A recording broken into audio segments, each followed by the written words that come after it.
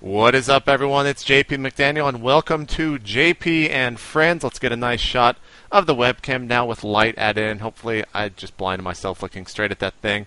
But today on JP and Friends, we have one EG.LzGaMeR Winstead coming in all the way from Louisiana, as I just relearned that earlier. What's going on, Jake? Not too much. Glad to be here. Thanks for having me. All right, so if this is your first time tuning into JP and Friends is basically going over a couple replays with the friend and then kind of promoting whatever it is they do in the StarCraft community. So today we're going to be doing a look at a TVP and then a TVZ, followed by some coaching from EG.LzGaMeR, as he is a coach over at the gosucoaching.com. So without further ado, let's go ahead and jump straight into this game. Are you ready, Jake? I am ready. All right, so let's go ahead and unpause. And you are going to be playing against a teammate here, EG.IdrA, and you're spawning in the 6 o'clock position is EG.IdrA as the purple Protoss, and you're spawning as the blue Terran over here at the 3 o'clock position on Lost Temple. So TVP, a matchup that as of late has kind of been evolving a little bit more with this mech play. What do you think about that? It really has. Like, Jinro and some of the Korean players have really done a work in this matchup to where it's not just pure Marauder spam anymore. So Terran's having a little bit easier time winning now, having a nice mixture of units in their army. And we actually see in this game I'm going to be doing something that actually reminded me of like StarCraft 1 style of play. So I kind of bringing the StarCraft 1 feel of Terran versus Protoss into the StarCraft 2, or at least opening-wise. All right. Now, what do you think about the success of Jinro? I mean, you mentioned him, and he's pretty much blown up over there in South Korea as both a player and just as a kind of icon, really, in StarCraft 2. Yeah, at first, when he went over there, I was like, Jinro's good, but he's not that great. The MLG thing was probably a fluke and all that. And I was way off. He is a really good player. He's a great guy in general. Just, there's not enough good things that I could say about him. He's probably one of the nicest people I've ever met in the StarCraft 2 scene, which is saying a lot because there are a ton of nice people in the StarCraft 2 scene. But in terms of kind of your basic go-to build opening, at least in this matchup, what do you tend to do? You said you were trying something else a little bit different in this game, right? Right. This is not my normal style. My normal kind of play is still like, I guess it's a lot on like map dependent. Like Delta Quadrant, I would do more teching. I would expand to the back. But on like maps like Lost Temple and stuff, I would still play more heavy, like fast expansion bio, like off one racks expand or 2 racks expand or something. In this game, I'm actually going for a fast reactor onto my racks, and then I'm going to go straight into a fast factory. Kind of do like a fast tank expand with siege. Now, you mentioned earlier that this is a game that you didn't want to actually talk about because it is somewhat of a little bit maybe one-sided. But in general, how do your kind of TVPs go for you? Do you find yourself winning in this matchup a lot, or would you say it's your best matchup? I would say it's like the median ground in my matchups. It's like I feel like my Terran versus Zerg is by far my strongest, and I have the best understanding and timings in that matchup. And then Terran versus Protoss is somewhere in the median, and Terran versus Terran is like by far my worst. And it's really because until now we have the Muslim on Team EG, but before then I was pretty much never getting Terran versus Terran practice outside of ladder games, which was just not really doing it for me. Now, you do have a SCV in the base of Axlov, and he's not really worrying too much about it as that Stalker's about to pop out. But when you see a second assimilator like that so early on, what does that really signify to you? That it could mean a lot of things. One, it could mean that he's going to do a sentry expand, where they usually go to like 3 gateways, get sentries, like a couple Stalkers, and expand right off the bat. Or it could be some kind of tech play where they get a fast Robo, fast Stargate. And we see right now in this game, he does go for a fast Stargate, which is always a very popular build. You get a fast Void Ray, or even Phoenixes nowadays are a really good opening. Like I played in a tournament this past Saturday, I think it was, and I played Grubby for the first time in a tournament, and he actually abused Phoenixes really well. Like he did a fantastic job harassing. Really showed the power of the micro in this game. Was that in the Team Liquid Open, or It was not. It was actually in a charity event that was running. I want to say it Oh, was okay. called like The StarCraft charity SC. event? Yeah, yeah. Yeah, that Actually, kind of thing. went on there on Sunday, I believe. But I believe the VODs for that are over at Rage Quit TV. So if you want to see LZ play against Grubby, teammate Grubby, you can go check that out. Now, this is a very different build, I have to say, from Axlov. You don't typically see this, and it looks like he's going to be expanding off of it.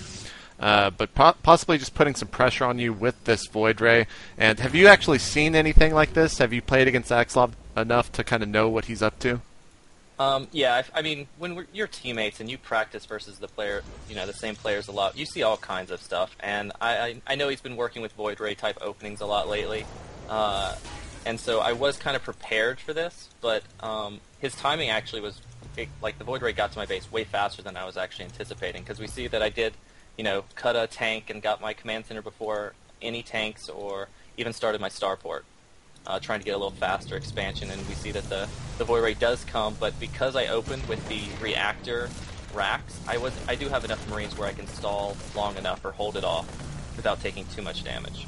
Yeah, your starport is finishing, and instead of actually lifting it onto that reactor, you decided to immediately start building a Viking.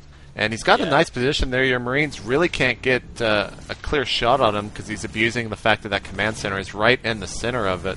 Yeah, he's doing a fantastic job of just abusing the one extra range that a Void Ray has on a Marine. And I just really can't get anywhere. Like, I can't get into range of it and focus. Like, I could have lifted my command center there, but I knew my Viking was on the way. So it was really no point at that point because I can just push it back. I did rush for siege mode. And now I know that because I have this Viking chasing, he probably is going to bring Stalkers to try to save it.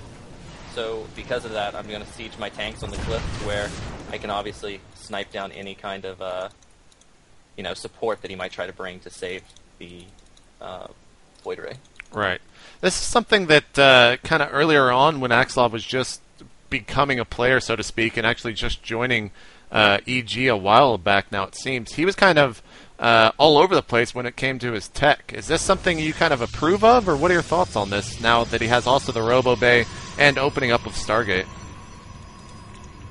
Well, it's really safe to open Stargate and then transition into Robo Bay, because a lot of players will even just, like, after a Void Ray opening, they'll switch to, like, Phoenix Colossus, for example, which is really strong versus any kind of, like, bio play plus Vikings, because the Phoenixes really act as like the ultimate like meat shield, and they actually go even with Vikings anyways. So it's like a really kind of standard opening that you actually see nowadays. But he does love to tech all over the place. Now these positions, also to note, are more Terran favored because it's harder for Protoss to grab that third, and Protoss loves to get a third a little bit quicker than Terran. And with close positions, it's easier for me to do any kind of like timing attack or push or something, which is obviously what I'm planning on doing. Now, you're currently only on one factory. Is this pretty much what you like to do? You don't really add on a second one that early on? Yeah, I don't try to make too many factories or go for too much mech. I just like to throw mech into my play, where it's really kind of like I'm throwing a little bit of everything into my army. In some maps like Delta Quadrant, instead of tanks, I actually like to throw Thors into my army versus Protoss, and use like Thor bio Viking if they have like Colossi or Void Rays or something like that. Yeah, yeah. But yeah, I don't overcommit to mech on like close positions like this. I find it's just really nice to do like bio mech timing attacks.